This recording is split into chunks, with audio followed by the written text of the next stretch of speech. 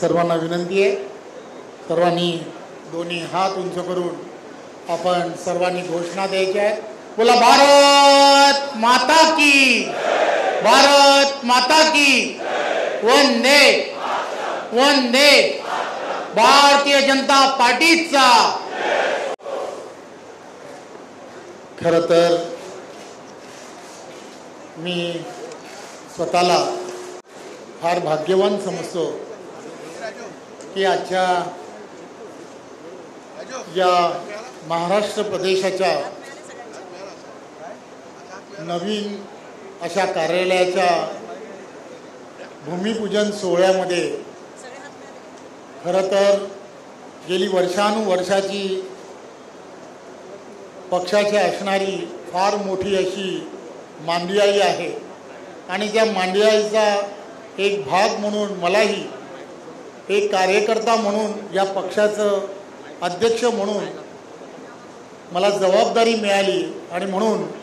आजचा हा दिवस आणि या दिवसाच्या निमित्ताने मला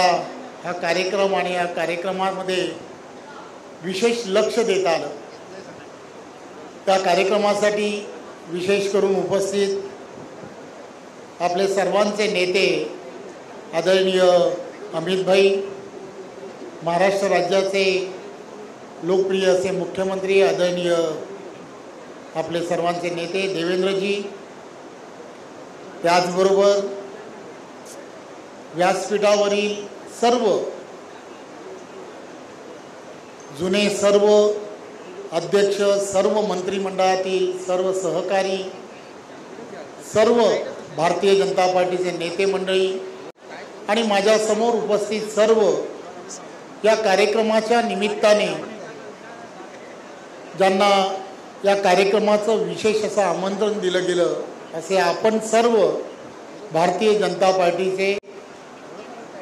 सर्व विश्वस्त ज्याला म्हणतात असे आपण सर्वजण आणि मोठ्या संख्येने उपस्थित पत्रकार बंधू भगिनी, खरं तर मला आठवतं की 2014 पासून सातत्याने आपल्या या आजच्या कार्यक्रमाच्या निमित्ताने अमित भाई इथे उपस्थित आहेत, परंतु त्यांनी संपूर्ण देशभरामध्ये प्रत्येक पार्टीचं कार्यालय कसं असावं याचा जास्तीत जास्त आग्रह प्रत्येक शासकीय जिल्ह्यांमध्ये पार्टीचं एक भव्य कार्यालय असावं, त्या कार्यालयामध्ये असणारी व्यवस्था कशा असाव्यात त्या संदर्भामध्ये सुद्धा एक वेगळ्या पद्धतीने सातत्याने मार्गदर्शन कार्यालयामध्ये आपल्या पार्टीचा असणारा इतिहास की जो लायब्ररी रूपाने त्या ठिकाणी असावा की नवीन पदाधिकारी कार्यकर्त्यांना त्यांचे रेफरन्स मिळावेत अशा पद्धतीचं मार्गदर्शन नेहमीच अमित भाई हे वारंवार जेव्हा जेव्हा संघटनात्मक बैठकांसाठी महाराष्ट्रात आले तेव्हा तेव्हा सातत्याने करत राहिले आणि आज भारतीय जनता पार्टीचं वर्षानुवर्ष 90च्या दशकामध्ये नरिमन पॉईंटच्या इथे असणारं आपलं कार्यालय धरमसिंगजी असतील, गडकरी साहेब असतील, त्यावेळीच्या काळामध्ये मुंडे साहेब असतील, रघुनाथजी असतील, ही सर्व मंडळी त्यावेळीची असणाऱ्या ह्या सगळ्यांनी त्या ठिकाणी सुरू केलेलं त्यावेळेचं ते कार्यालय आज पक्षाचा होत असलेला विस्तार लक्षात घेत असता पक्षाला एक चांगलं मुंबईमध्ये मोठं कार्यालय असावं असं स्वप्न भारतीय जनता पार्टीचा प्रत्येक कार्यकर्ता हा वर्षानुवर्ष पाहत होता, परंतु मुंबई आणि या भागांमध्ये अशा मोठ्या कार्यालयासाठी जागा उपलब्ध होणं तेवढं शक्य नव्हतं आणि म्हणून अनेक प्रयत्न करून सुद्धा काही ना काहीतरी कारणांसाठी का होईना कुठेतरी अपयश येत होतं, परंतु सातत्य ज्याला म्हणतात आपले नेते आदरणीय देवेंद्रजींचं करावं तेवढं कौतुक कमी आहे, कारण मी आठवतं की ते त्यावेळेला जेव्हा मुख्यमंत्री होते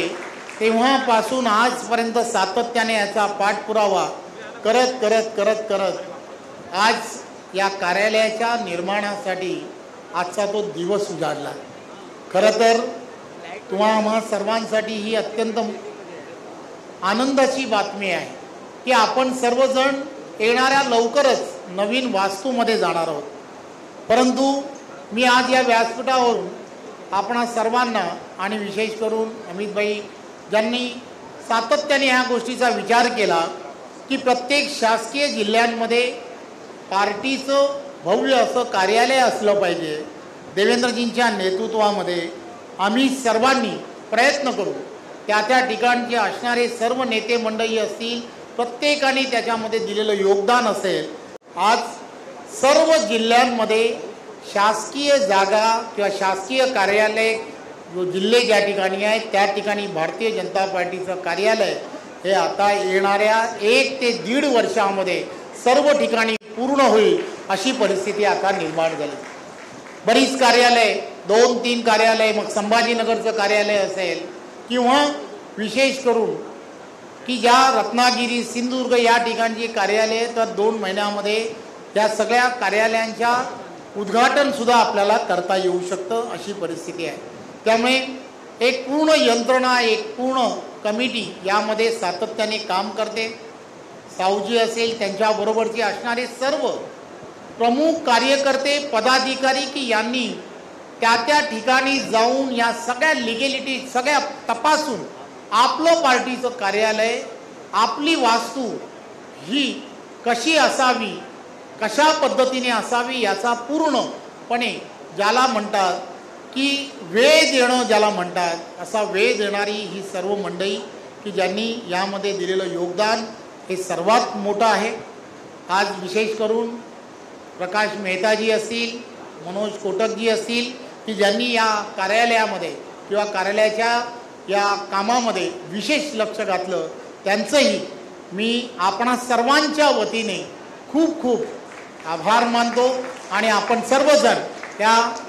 कार्यक्रमाचे आपण सर्वजण साक्षीदार झालात त्याबद्दल आपणा सर्वांचं सुद्धा मनपूर्वक धन्यवाद देतो। जय हिंद, जय महाराष्ट्र।